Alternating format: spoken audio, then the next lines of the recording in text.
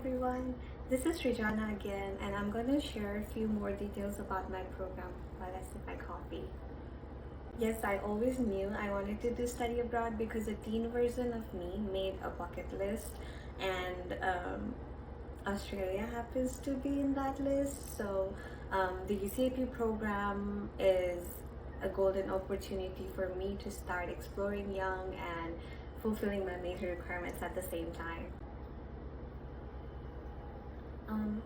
To be honest, me choosing Australia for my first destination is a bit impromptu, but I wanted to start somewhere I can easily communicate with locals. And also, the name of my program is Australian National University in Canberra. A valid passport is a must at the first place.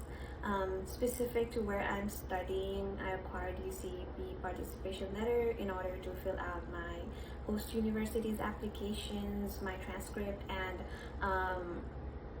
so upon acceptance from the host university, I got my COE and health insurance, which is required for visa process. Also, the Department of Home Affairs website in Australia has pretty much everything required information for the visa process. Since I'm an exchange student and it's going to be a temporary visit, I'm going to be very minimalist about my packing. So, such as weather preferable clothes, it's winter in Australia right now, and other essentials. There is definitely a nervous feeling and excitement at the same time because there is a lot to explore and connect. Let's see how it goes, and we'll keep you guys posted.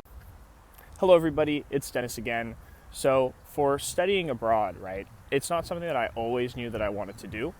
I found myself coming into my third year of school already feeling like I had put myself in a box. Like I was getting stuck in Irvine in some ways, and I was running out of things to do. And I decided to just do something big to get outside of the box. I'd always known that I wanted to go to New Zealand. The geology down there is spectacular, and I study earth sciences with the goal of going into planetary sciences as well. So the field experience that I could get down there was second to none. And it was enough for me to say, okay, let's try to do something big. Let's do something bold, and let's get on the other side of the planet. And so I did. As for packing and preparing to go, I feel relatively unprepared. I still feel like I don't entirely know what's going on, but that's okay. I'm gonna go in relatively blind, and I'm gonna pack light, pack my clothes, pack the essentials. You don't really need much more than that. You don't even need that many clothes, right? You can buy stuff there. Apparently, the advice I've gotten is thrift, so that you buy clothes there and then you can just leave and donate them in your host country as well. So, yeah, enjoy the view here. Hello everyone, it's Ginger here, and I'm about to embark on my big journey to the University of Auckland.